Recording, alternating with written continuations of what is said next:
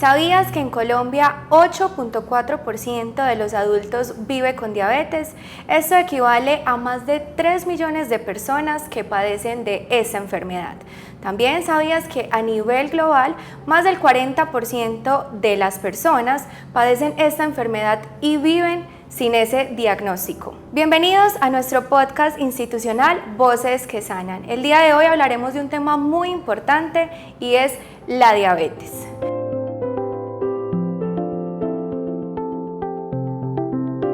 Para esto nos acompaña el doctor Jonathan Gómez, quien es médico general de nuestra institución y también pertenece al programa cardiovascular. Doctor, bienvenido. Hola, buenos días Laura, ¿cómo estás? Muchas gracias por la invitación y este espacio para hablar de esta enfermedad tan importante, ¿cierto? Tan prevalente y tan incidente, en el que tenemos que hacer intervenciones tempranas para evitar esas complicaciones que se puedan presentar. Claro que sí, doctor, y es que iniciando tenemos una cifra muy alarmante y es que se estima que para el 2050 aproximadamente 850 millones de personas van a padecer de esta enfermedad. Es una cifra realmente alarmante y que nos llama como a concientizar y también educar sobre esta enfermedad que está pues como tan presente en nuestra vida diaria. Empecemos por contar qué es la diabetes y esos tipos que están también ya definidos. A ver, Laura, yo quiero hacer una precisión con lo que me acabas de mencionar de la epidemiología que está descrita para el 2050, y es que actualmente una persona de cada 10 es diabética y no lo sabe. Eso es lo que más nos preocupa, porque si no hacemos una intervención temprana, como te mencioné inicialmente, no vamos a poder evitar esas complicaciones que ya están descritas en la literatura. Para responder a la pregunta inicial que tú me acabas de realizar, existen 3 tipos de diabetes actualmente que ya tenemos claras: la tipo 1, la tipo 2 y la diabetes gestacional, ¿sí? Voy a hacer unas precisiones puntuales de cada una con términos coloquiales que podamos reconocer con mayor facilidad. La primera es que las defensas producen una sustancia que terminan por afectar un órgano que tenemos nosotros que se denomina páncreas. Ese páncreas pierde su capacidad para producir insulina, que es como la llave que entra a la célula para permitir que el azúcar pueda ingresar, ¿sí? La tipo 2 es una enfermedad que está asociada a unos cambios epigenéticos e individuales de la persona por sedentarismo, por dieta, malos hábitos que pueden corresponder también asociados a un factor genético, porque también tenemos un factor genético familiar, ¿listo? Y la diabetes gestacional es propia de las maternas por unos cambios fisiológicos que producen ellas durante su gestación.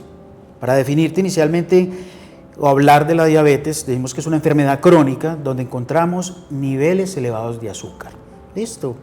Hay que intervenirla, hay que tratarla para evitar todas esas complicaciones que vamos a mencionar posteriormente. ¿Listo? ¿Cómo sabemos cuáles son esos síntomas de alarma? Por ejemplo, escuchamos que la boca seca, sed en exceso, también orinar con bastante frecuencia, pero ¿cuáles son esos síntomas puntuales que las personas pueden identificar y decir son síntomas de alarma para decir que sufro diabetes? A ver, tú acabas de hacer una descripción muy puntual de los primeros síntomas que pueden presentar algunas personas. No siempre tienen que estar todos presentes. Cuando están esos síntomas que tú me describes, que nosotros denominamos semiológicamente como polidipsia, polifagia, poliuria y pérdida de peso, si todos esos síntomas están presentes, yo puedo sospechar es que el paciente incluso me puede estar haciendo una complicación, porque está utilizando unos recursos metabólicos diferentes al azúcar en el organismo. Y eso es lo que podemos denominar como acidosis metabólica.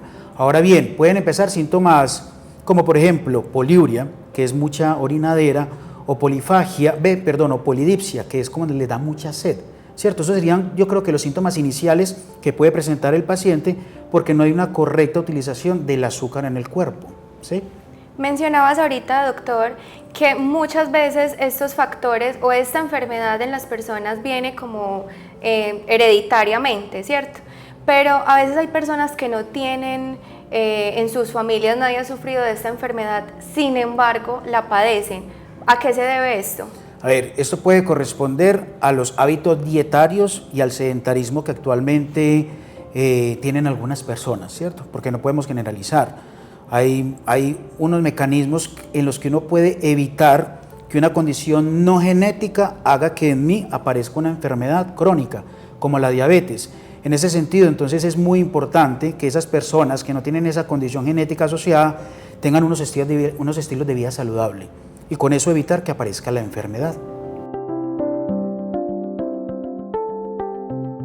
También hay muchos mitos en torno a la diabetes, por ejemplo, que solamente las personas que sufren de obesidad son quienes padecen la enfermedad, que las personas que sufren de diabetes no pueden comerse nunca jamás en su vida un dulce.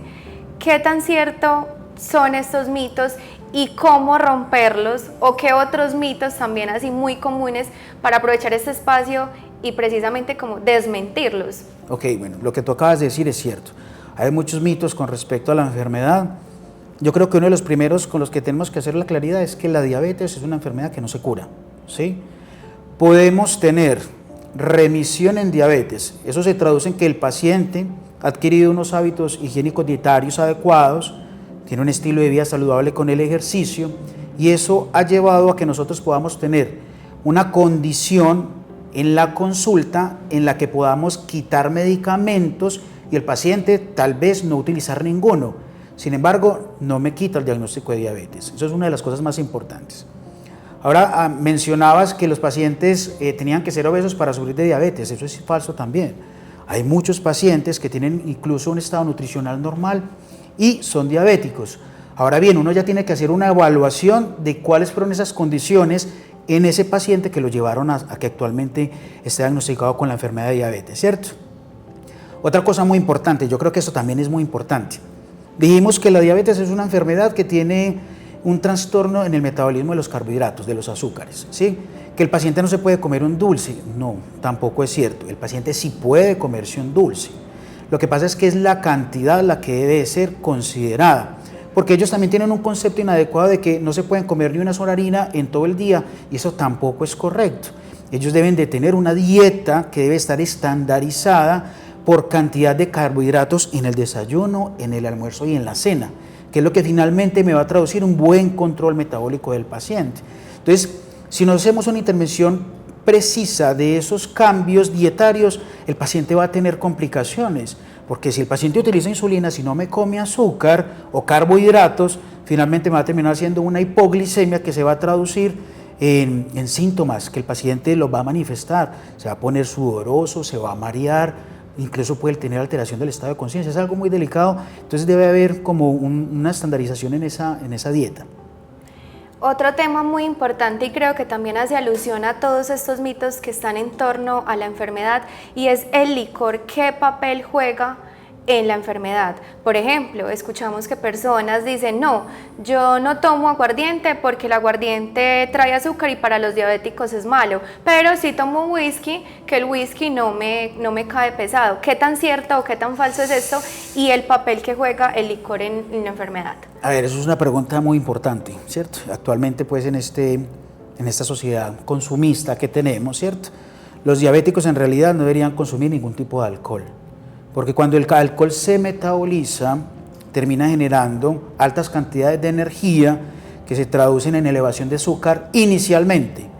Posteriormente hacen hipoglicemias, es decir, que hay una variabilidad en la cantidad de azúcar que encontramos en el organismo mientras lo consumimos y después de que lo consumimos, lo que nos puede generar complicaciones, independiente de si es aguardiente con azúcar, sin azúcar, si es whisky, si es tequila, si es vodka. De modo que el mensaje es claro, el diabético no debería consumir ningún tipo de alcohol.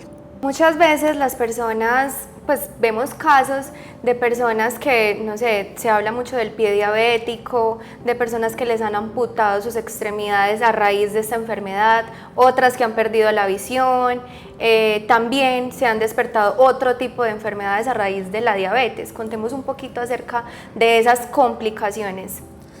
Mira, Laura, eso yo creo que es de lo más importante y lo que nosotros hacemos en el programa, ¿cierto? La medicina es preventiva, siempre lo hemos hablado, no debe ser curativa. Cuando hacemos todos estos controles, ¿qué queremos evitar? Nosotros nos referimos a dos complicaciones básicamente grandes, generales. Complicaciones microvasculares, que es cuando tenemos esas afectaciones sobre la retina de los ojos, que le decimos retinopatías, o complicaciones sobre los pies, que es cuando terminan haciendo neuropatías, Complicaciones macrovasculares sería como el otro ítem importante grande, que es esa complicación que el paciente termina haciendo en los siguientes 3-5 años por cardiopatías isquémicas, problemas cardíacos, infartos, lo podemos traducir así, o enfermedad cerebrovascular, así como grande, ¿cierto? Porque también podemos hablar de que hay enfermedad renal crónica, que es muy común, o las amputaciones que se empiezan a generar en los miembros inferiores después de infecciones debido a que la enfermedad nos inmunosuprime, es decir, nuestro sistema inmunológico se baja cuando tenemos una enfermedad que está mal controlada. Hay muchos casos de personas que son diabéticos, pero no necesariamente deben como inyectarse esa insulina para tener los niveles de diabetes controlado. ¿Qué tan cierto es esto? Y pues como que eso afecta o no afecta, o porque unas personas sí lo necesitan, otras no. Muy bien esa pregunta, me parece muy oportuna, porque hay un concepto general en las personas que creen que el diabético es el único que utiliza insulinas, pero eso no es correcto, ¿cierto? Cuando uno hace un diagnóstico de diabetes en un paciente, hay ciertas condiciones que a uno como médico le permiten tomar una conducta farmacológica. E inicialmente, de acuerdo a los valores que se encuentren en el diagnóstico, puede ser un tratamiento farmacológico oral, ¿sí? Puede ser unas biguanidas, que es normalmente como el tratamiento inicial, pero como te digo, hay que tener en consideración muchas cosas, si el paciente tiene enfermedad renal, si el paciente tiene enfermedad cardiovascular establecida, si el paciente tiene antecedentes cerebrovasculares. Cuando yo asumo todas esas condiciones individuales del paciente, defino cuál es el mejor tratamiento para el paciente, si es una biguanida, si es un inhibidor de cotransportador de sodio glucosa tipo 2, si es un agonista de GLP-1, si es un inhibidor de dipeptidasa 4, ¿cierto? Yo establezco cuál es la mejor condición para el paciente y de acuerdo a ello inicio el tratamiento farmacológico, que puede ser oral inicialmente, no tiene que ser con el uso de insulinas. Entonces yo puedo tener un paciente que utiliza insulinas, un paciente que utiliza tratamientos orales y, como lo mencionamos inicialmente, un paciente que ya tiene tan buen control metabólico que tal vez no tenga ningún tratamiento farmacológico. Entonces hay que hacer esa diferenciación, no siempre el paciente con diabetes tiene que utilizar insulinas. ¿Qué recomendaciones así a nivel general, como las que mencionabas ahorita, de esos hábitos de vida saludable, podemos reforzar para que las personas se lleven como ese mensaje y también concienticemos y eduquemos en torno a esto? Mira, tú acabas de hacer una precisión muy importante. Cuando los pacientes los diagnosticamos y le vamos a poner inicialmente un tratamiento farmacológico oral, ellos siempre hacen la apreciación de que el medicamento le va a hacer daño, que él va a dañar el riñón. Y yo quiero dejar un mensaje claro hoy. Los pacientes diabéticos terminan haciendo complicaciones por el azúcar elevado. Tener ese azúcar en esos niveles inadecuados es lo que me termina haciendo las complicaciones micro y macrovasculares de las que hablábamos ahora, ¿cierto? Entonces, hay que empezar desde ahí. No es el medicamento el que me va a hacer esa complicación. Es ese mal control metabólico con ese azúcar elevado lo que me va a generar eso. Y la apreciación importante también, aparte de la dieta y el ejercicio como hábitos saludables, es seguir las recomendaciones médicas farmacológicas, ¿cierto? Uno siempre prescribe para tratar de hacer ese control óptimo que va asociado pues a esas condiciones de hábitos saludables, pero a veces el paciente por miedo, por mitos, no sigue las recomendaciones médicas que uno le está prescribiendo con el fin de poder alcanzar ese control óptimo que requiere ese paciente. Entonces yo creo que esas tres cositas hacen parte como importante de esto, e incluir al individuo dentro de las acciones necesarias para que podamos tener ese adecuado control glucémico que necesita ese paciente.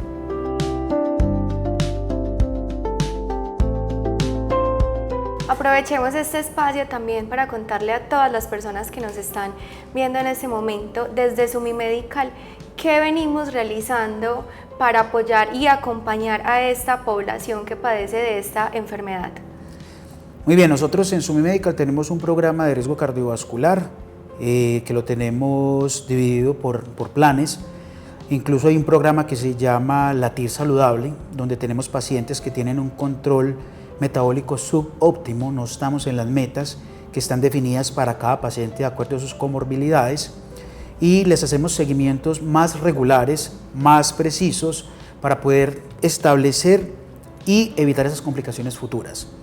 En el programa de riesgo cardiovascular también estamos constantemente haciendo controles haciendo educación no solo en el tratamiento farmacológico oportuno que requiere cada individuo, sino también en los estilos de vida saludable, que es donde más tenemos que hacer el impacto, ¿sí? Recuerde que si no tenemos una dieta sana, actividad física adecuada, no vamos a alcanzar esas metas que necesitamos en el control metabólico que requiere ese paciente. Cuando Medicina General detecta a un paciente con factores de riesgo, solicita paraclínicos, hay unos criterios diagnósticos ya establecidos para diabetes, y cuando son diagnósticos se remiten al programa para empezar a hacer el manejo de la comorbilidad y tener ese paciente pues en control. Hay un dato muy importante que yo no te había dicho. Hace poco estamos cumpliendo las metas de los pacientes diabéticos controlados que tenemos en la institución, ¿cierto? Eso es alentador para uno porque estamos haciendo una buena educación, un buen control y un buen manejo de estos pacientes. Si usted no hace parte de la institución de Sumi Medical, también me parece que es importante que con lo que acabamos de mencionar el día de hoy, aprendan a reconocer esos síntomas para que hagan una consulta oportuna en su institución prestadora de salud, a la EPS que correspondan, y podamos, el médico de esa institución, empezar un tratamiento oportuno y evitar esas complicaciones de las que conversamos acá, que pueden ser no muy beneficiosas, incluso desfavorables para los pacientes. Doctor, muchísimas gracias por esta información tan valiosa que nos acabas de dejar a todas las personas. Creo que, y considero además que resolvimos muchas dudas que las personas tienen con base a esta enfermedad. Gracias por aceptar esta invitación y bueno, esperamos que a las personas también les haya gustado mucho. Laura, muchas gracias por este espacio. Me parece que es muy importante que hayamos aclarado dudas, que podamos reconocer lo que realmente termina siendo importante para esos pacientes que son diabéticos y los que no son, con esos datos epidemiológicos que nos brindaste al principio, ¿cierto? Entonces, muchas gracias, espero pues que tomen lo más importante de esta conversación y lo pongamos en práctica. Gracias a todas las personas que se conectaron en nuestro podcast institucional. Recuerda seguirnos en nuestras redes sociales para que estés al tanto de todo lo que venimos realizando. En Sumi Medical, cuidamos tu salud, cuidamos tu vida.